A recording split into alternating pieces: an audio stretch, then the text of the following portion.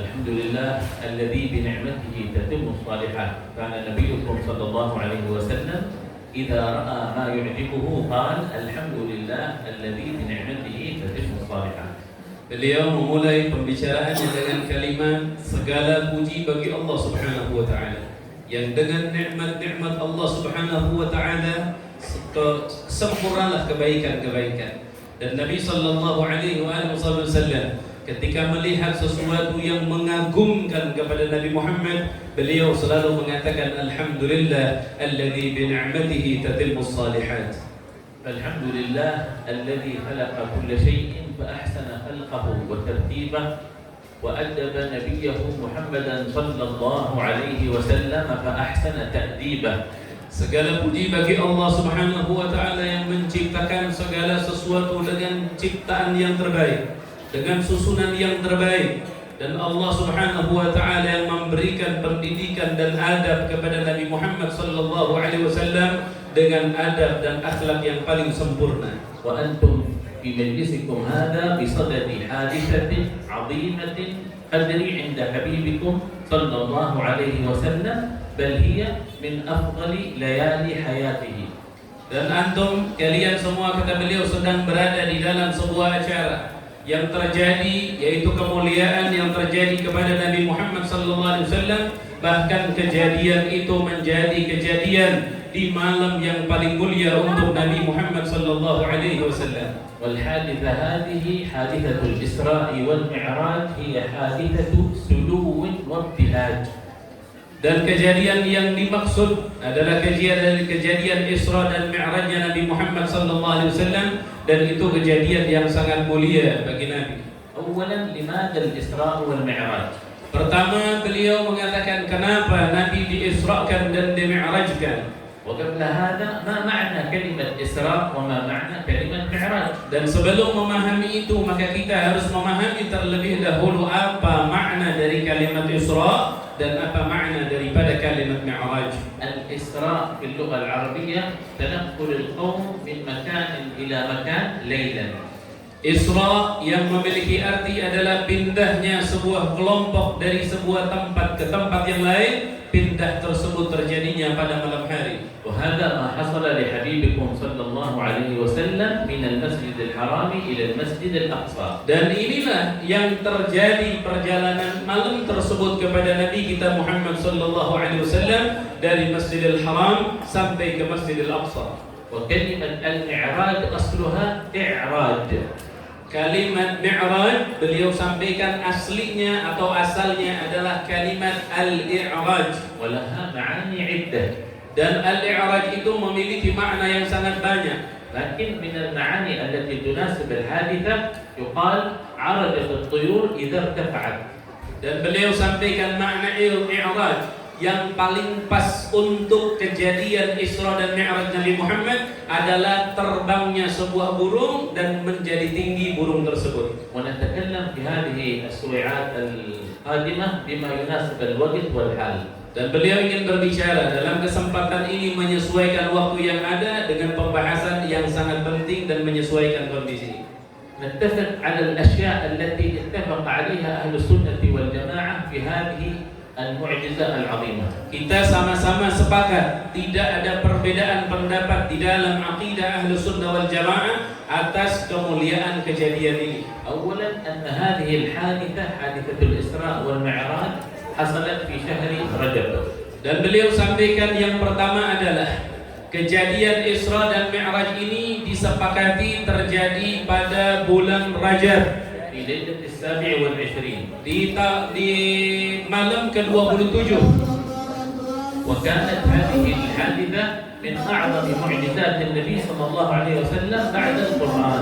Dan ini Isra wal Mi'raj ini adalah mukjizat yang paling besar yang terjadi kepada Nabi Muhammad sallallahu alaihi wasallam setelah mukjizat Al-Qur'an. ثم المعتمد عند أهل السنة أن حادثتي الإسراء والمعراج كانت يقظة بروحه وجسده صلى الله عليه وسلم. Dan kesepakatan ulama Ahli Sunnah wal Jamaah bahwasanya Isra dan Mi'raj Nabi Muhammad sallallahu alaihi wasallam adalah dalam keadaan sadar, bangun, dan dengan jasad dan ruhnya Nabi Muhammad. فهي ليست رؤية منامية لأنها لو كانت رؤية منامية لم تستنكر.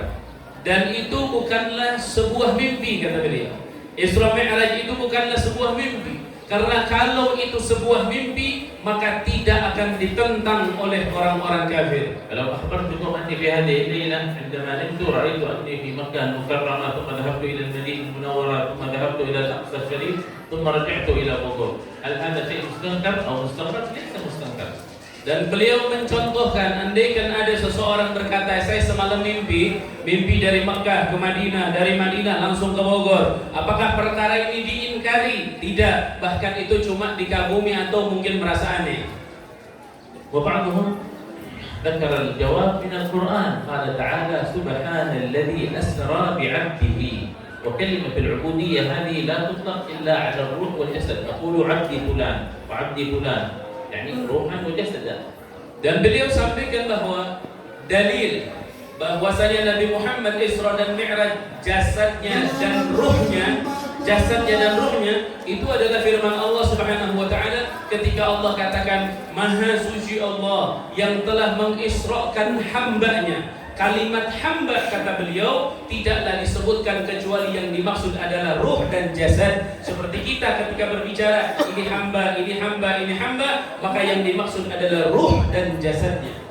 قالوا كيف تكون هذه الرحلة وما فيها من المسجد الأقصى من المسجد الحرام إلى المسجد الأقصى ثم الإعراج إلى السماء الأولى الثانية الثالثة الرابعة السابعة ثم سدرة المنتهى ثم الحوار بينه وبين ربه ولقاءه بالأنبياء ثم نزوله، كل هذا في وقت قصير، ومع ذلك كيف يتحمل الجسد هذه الرحلة الطويلة؟ في العادة أن الجسد هذا يتلاشى. Dan beliau sampaikan bagaimana kalau ada orang berbicara perjalanan Nabi itu dari Mekah ke Masjidil Aqsa, terus ke langit, Sidratul Muntaha, ke Aras dan seterusnya, sampai berdialog dengan Allah Subhanahu wa taala, sampai bertemu dengan para anbiya Allah. Bagaimana beliau Nabi Muhammad bisa kuat jasadnya menempuh perjalanan yang begitu jauhnya dengan waktu yang begitu singkatnya. قالوا مثلا لو أردت أن نذهب من هنا إلى سوربايا سيرا على الأقدام لأخذت ممكن 5 أيام، فإذا كان بالسيارة ممكن 8 ساعات، فإذا كان بالطائرة ممكن 1.5 ساعة، وهكذا كلما زادت القوة قل الزمن والمسافة. Dan beliau sampaikan jawaban itu kata beliau, itu diperumpamakan umpama kita dari sini jalan ke Surabaya, mungkin kata beliau membutuhkan waktu 1 minggu. Tapi ketika menggunakan mobil, mungkin waktunya bisa 8-9 jam.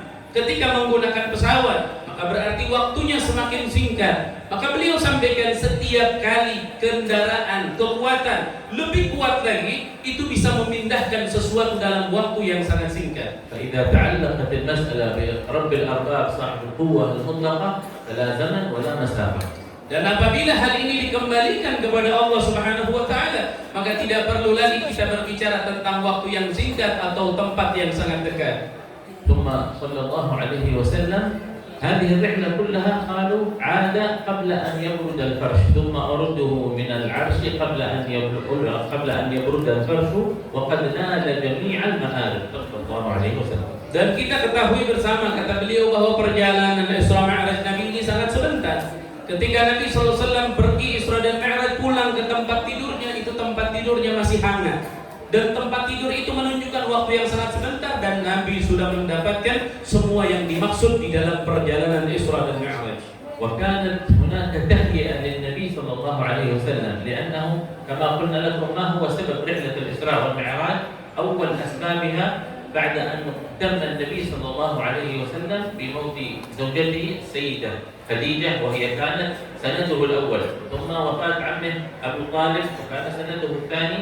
اغتم النبي صلى الله عليه وسلم فأراد الله أن يسلو حبيبه يفرحه ويريه قدره ومقامه، خاصة بعد الحادثتين هذه ذهب إلى الطائف وأغروا به الصبيان ورموه بالأحجار، فأراد الله أن يري حبيبه قدره في السماوات العلى. Dan beliau sampaikan bahwa kejadian Isra dan Mi'raj Nabi sallallahu alaihi wasallam ini sebelumnya ada sesuatu yang terjadi. Dan yang paling utama kejadian sesuatu tersebut adalah dengan wafatnya Sayyidatuna Khadijah istri Nabi sebagai bentengan pertama bagi Nabi Muhammad. Kemudian wafat kakeknya Nabi juga sama, pelindung Nabi Muhammad sallallahu alaihi wasallam. Kemudian beliau sampaikan setelah itu juga perjalanan ke Taif, bagaimana Nabi dilempari dengan batu dan lain-lain. Maka Allah Subhanahu wa taala ingin memberikan ketenangan kepada Nabi Muhammad, ingin menggembirakan hati Nabi Muhammad dan ingin meninggikan derajat atau maqam Nabi Muhammad sallallahu alaihi wasallam. وقبل إسرائه ومعراجه ب3 أيام كان يأتي سيدنا جبريل سيدنا ميكائيل إلى النبي صلى الله عليه وسلم وكان دائما بين رجلين فيقول أيهم هو فيشير أحدهما إلى الآخر فيقول أهو يقول نعم فيذهبان ويأتيان الليلة الثانية والليلة الثالثة. Dan beliau sampaikan 3 hari sebelum kejadian Isra dan Mi'raj, para malaikat datang kepada Rasulullah SAW dan Nabi sedang tidur sampai akhirnya menunjuk satu sama lain sampai malam kedua, malam ketiga dan akhirnya terjadi perjalanan tersebut. ثم في الليلة الثالثة شق صدره الشريف وأخرج من قلبه ما أخرجاه وملأه بما ملأه. Dan beliau sampaikan ketika malam ketiga tersebut akhirnya para malaikat membelah dadanya Nabi Muhammad sallallahu alaihi wasallam dan mengeluarkan sesuatu yang mereka keluarkan dan memasukkan sesuatu yang mereka masukkan. قالوا العلماء أخرجوا من قلبه حظ الشيطان. ما معنى حظ الشيطان؟ قال بعضهم حظ الشيطان أي وسوسة الشيطان وغوائل الشيطان، وقال بعضهم بل حظ الشيطان من رحمته صلى الله عليه وسلم.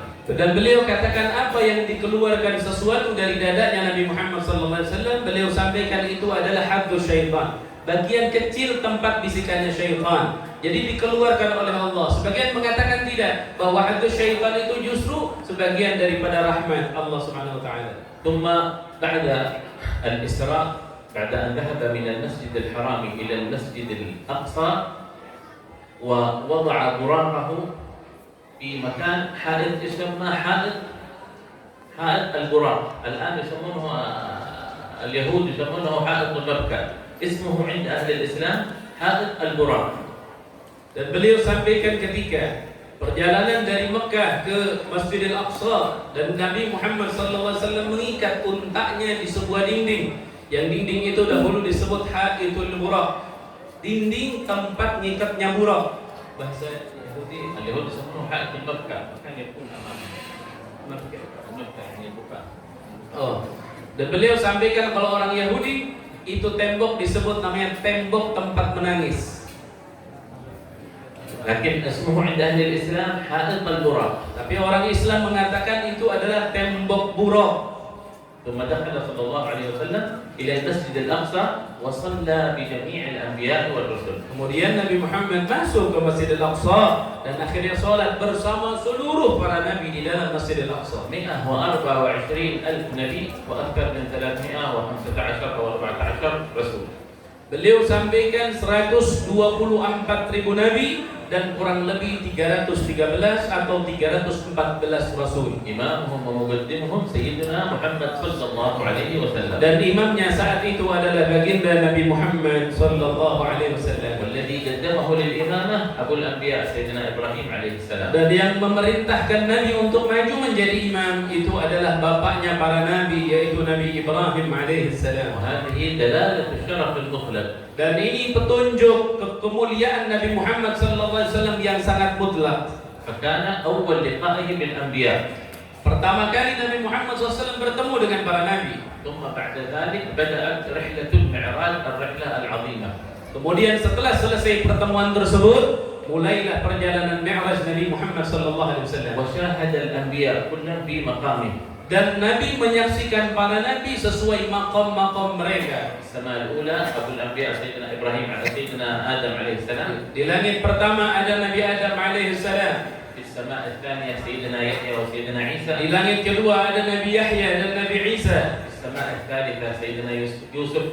Di langit ketiga ada Nabi Yusuf. في السماء الرابعة سيدنا إدريس عليه السلام. Di langit keempat ada Nabi Idris alaihi salam. في السماء الخامسة سيدنا هارون عليه السلام. Di langit kelima Nabi Harun alaihi salam. في السماء السادسة سيدنا موسى عليه Di السلام. langit keenam ada Nabi Musa alaihi في salam. السماء السابعة سيدنا إبراهيم عليه السلام. Dan di langit ketujuh ada Nabi Ibrahim alaihi salam. وفي كل واحدة من هذه السماوات رأى من العجائب ورأى من الغرائب صلى الله عليه وسلم ستأتي في سرد القصة إن شاء الله. Dan beliau sampaikan bahwa di setiap lapisan langit ketika Nabi sampai di langit tersebut, Nabi melihat keajaiban-keajaiban, keanehan-keanehan, keagungan-keagungan dari Allah yang insya Allah beliau sampaikan di waktu yang lain insya Allah. وقبل وصوله إلى سدرة المنتهى وقف سيدنا جبريل وقال له تقدم يا رسول الله. Dan sebelum Nabi sallallahu alaihi wasallam sampai ke Sidratul Muntaha, malaikat Jibril alaihissalam diam di sana dan berkata, "Majulah duhai Nabi Muhammad sallallahu alaihi wasallam." وقال له النبي يا جبريل في هذا الموطن يترك الخليل خليله فقال يا رسول الله أما أنا إن تقدمت احترقت وأنت إن تقدمت احترقت. Dan beliau sampaikan, akhirnya Nabi bertanya Jibril, kalau engkau di sini dan aku naik, berarti engkau seorang kekasih meninggalkan kekasih. Aku tidak mau. Akhirnya kata Jibril alaihissalam, duhai Nabi Muhammad sallallahu alaihi wasallam, ketika engkau maju, kata Jibril, ketika aku maju, aku akan terbakar. Tapi ketika engkau maju, hijab itu akan terbongkar. Akhirnya masuk. ومن سدرة المنتهى إلى العرش إلى أن رأى رسول الله صلى الله عليه وسلم ربه كفاحا.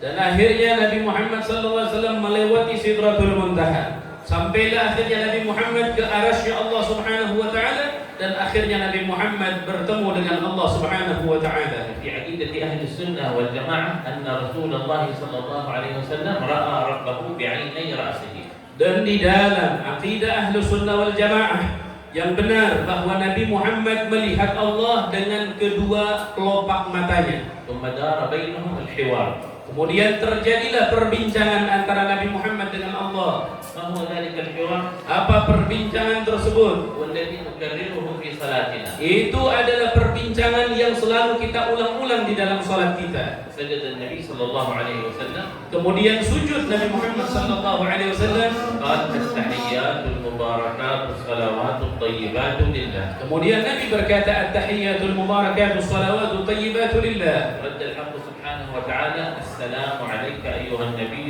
ورحمة الله وبركاته. Akhirnya Allah menjawab, assalamu alayka ayyuhan nabiyyu wa rahmatullahi wa barakatuh. فلم ينسكم صلى الله عليه وسلم في هذه اللحظة وقال السلام علينا وعلى عباد الله الصالحين. في الحضرة التي هي حضرة الإطلاق لم ينسكم صلى الله عليه وسلم، وكل صالح يدخل في هذه الحضرة الشريفة. Dan beliau sampaikan bahwa ketika perbincangan antara Nabi dengan Allah, ternyata Nabi tidak melupakan kita. Nabi tidak lupa kepada kita. Akhirnya Nabi Muhammad SAW mengatakan, assalamu alayna wa ala ibadillahi salihin. Beliau katakan, maka siapapun umat Nabi dia saleh, maka sesungguhnya dia hadir di dalam muhawarah atau perbincangan tersebut. ثم قال النبي صلى الله عليه وسلم أشهد أن لا إله إلا الله وأشهد أن محمدا رسول الله. Kemudian Nabi berkata, asyhadu an la ilaha illallah wa asyhadu anna muhammadar rasulullah. وقال الحق سبحانه وتعالى أشهد أنك رسول الله. Akhirnya Allah berkata, asyhadu annaka muhammadar rasulullah. Aku bersaksi bahwa engkau adalah utusanku. نحن نقول هذه في التشهد في كل صلاة. Dan kita setiap hari di dalam salat selalu membaca dialog Allah dengan Nabi Muhammad. ونقول السلام عليك أيها النبي ورحمة الله وبركاته في كل صلاة. Dan kita selalu membaca setiap salat, assalamu alayka ayyuhan nabi wa rahmatullahi wa barakatuh. إذن كل واحد فيكم يسلم على النبي صلى الله عليه وسلم أكثر مما يسلم على والديه. Berarti kata beliau, kita umat Islam setiap hari membacakan salam kepada Nabi itu lebih banyak daripada kita membacakan salam kepada yang lain. وهذا من الشرف والفخر العظيم من الحق سبحانه وتعالى إكراما للأمة المحمدية. Dan ini adalah kemuliaan dan keagungan hadiah besar dari Allah untuk umat Nabi Muhammad sallallahu alaihi wasallam. ثم نزل صلى الله عليه وسلم إلى سدرة المنتهى وإلى سيدنا جبريل. Kemudian Nabi Muhammad SAW turun dari Arsy ke Sidratul Muntaha dan akhirnya menemui Jibril alaihi salam. الآن في هذه الأيام في هذه الأزمنة هناك من المستشرقين، من هم المستشرقون؟ هم أناس درسوا الدين الإسلامي لكن ليشككون المسلمين.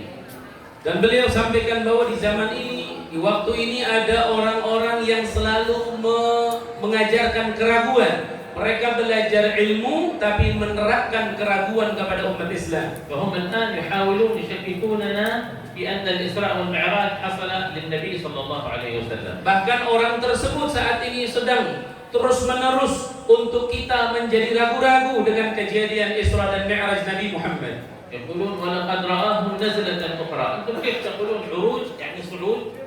وهنا يقول نزلة يعني نزول، هذا وليس صعود. إذا ليس هناك معراج. إسراء فيه لكن معراج لا يوجد. Nah, beliau sampai mengatakan bahwa ada orang-orang yang mendalil dalam Al-Quran bahwa Nabi Muhammad melihat Allah ketika turun, nazlah itu turun. Maka kalau turun betul ada, tapi kalau Mi'raj nggak ada. Maka mereka katakan bahwa Isra benar terjadi, tapi kalau Mi'raj tidak terjadi, kata mereka.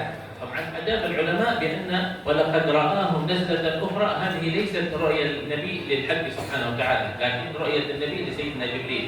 يعني الرسول عندما رأى الحق سبحانه وتعالى كان مع سيدنا جبريل، ثم توقف سيدنا جبريل، صعد النبي صلى الله عليه وسلم، ثم نزل مرة أخرى يعني يراقب سيدنا جبريل. فالمقصود ولقد رآه نزلة أخرى يعني رأى رسول الله صلى الله عليه وسلم Sayyidina Jibril, walaysa Rabbul Izzah wal Jalal. Dan beliau katakan bahwa pemahaman yang tadi itu salah paham.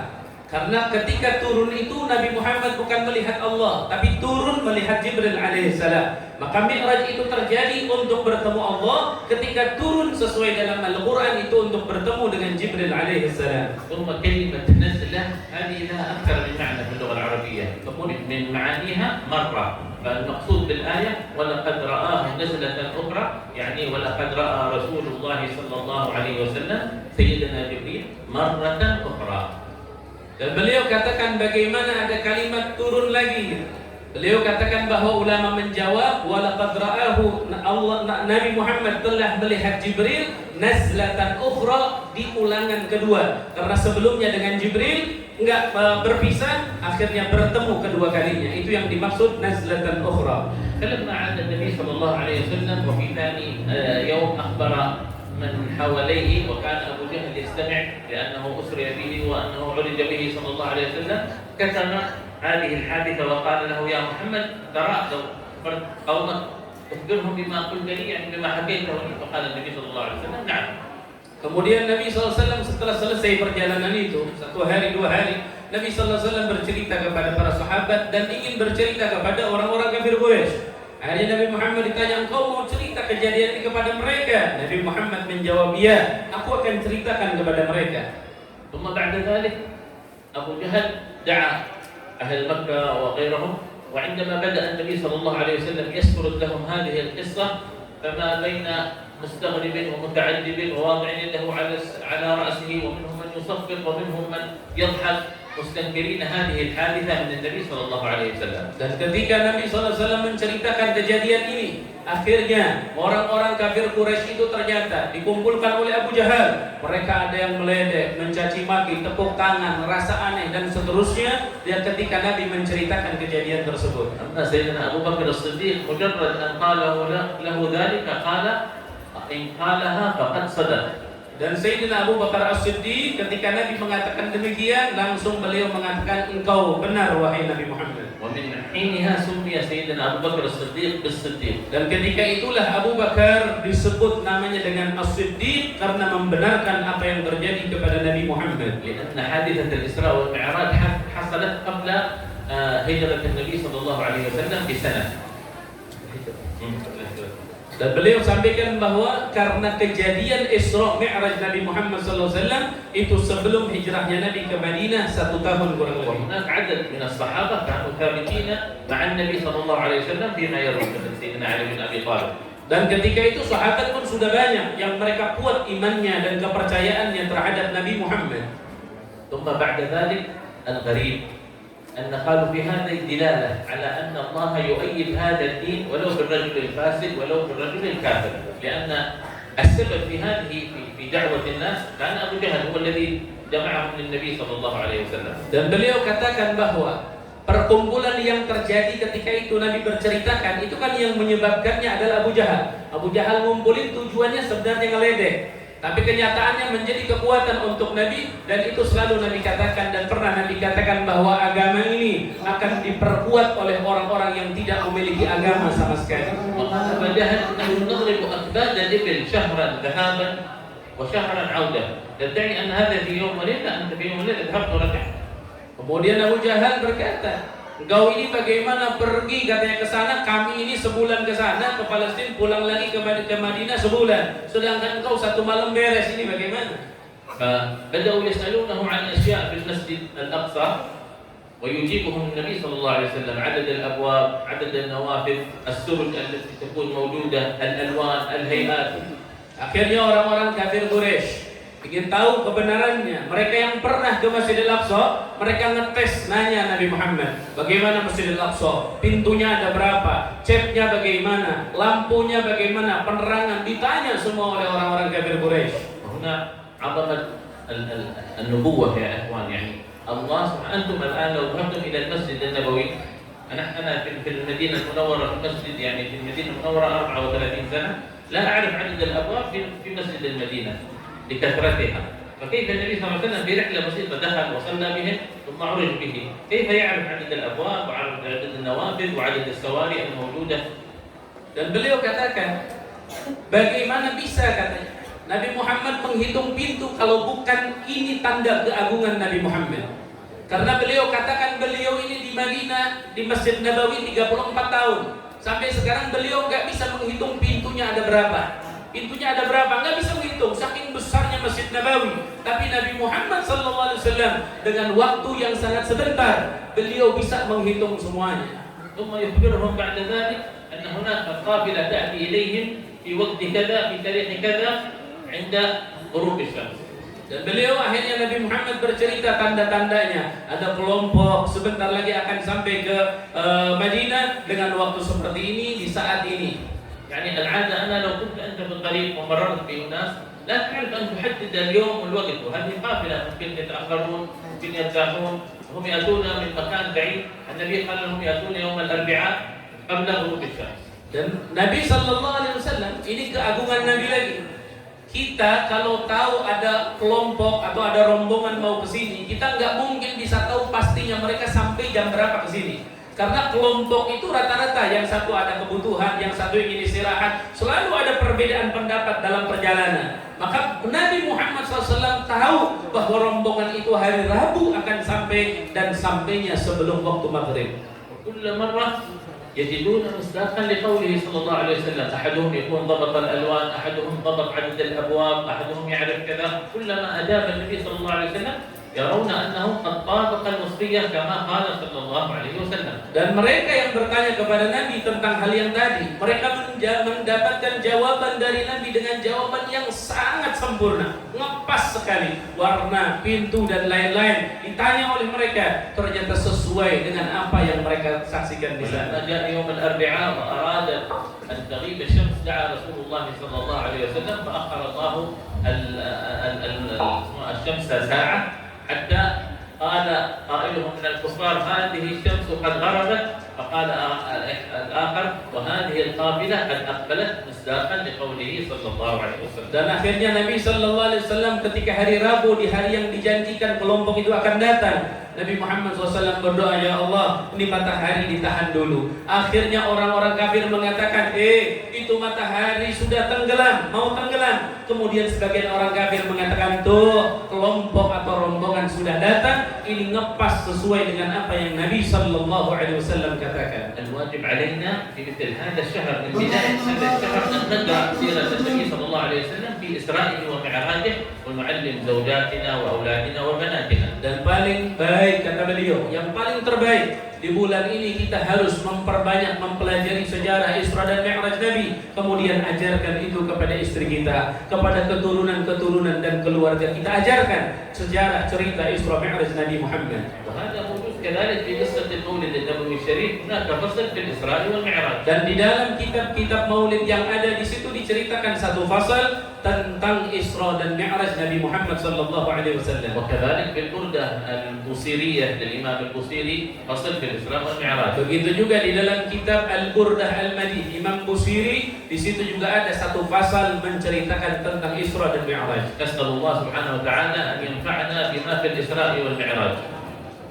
Semoga Allah Subhanahu wa taala memberikan manfaat kepada kita semua dengan adanya peringatan Isra dan Mi'raj. ويظهر فينا وفي أولادنا وفي زوجاتنا وفي ذرارينا أنوار الإسراء والمعراج. Dan semoga Allah memberikan anugerah kepada kita, kepada keluarga kita, istri-istri kita cahaya daripada cahaya Isra dan Mi'raj. نسأل الله سبحانه وتعالى أن يفرج على إخواننا في فلسطين وجميع المستضعفين. Dan semoga Allah membantu saudara-saudara kita yang ada di Palestina dan juga di negara-negara lain yang tertimpa musibah. يا ربي بالمصطفى بلغ مقاصدنا واغفر لنا ما مضى يا واسع الكرم. يا ربي بالمصطفى بلغ مقاصدنا واغفر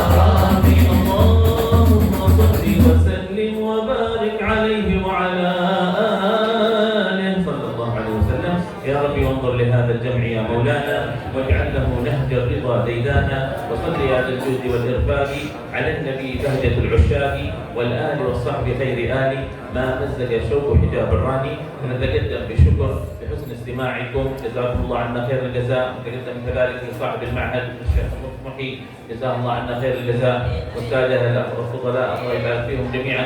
وانه نسأله سبحانه وتعالى ان يبارك لنا ولكم في هذا الاجتماع، وينفعنا واياكم باعظم الانتفاع، واجعلنا واياكم ان شاء الله متحابين بالله، متآخين بالله، متبادلين بالله، انه على كل شيء قدير وبالاجابه جدير. والسلام عليكم ورحمه الله تعالى وبركاته. وعليكم السلام ورحمة الله وبركاته.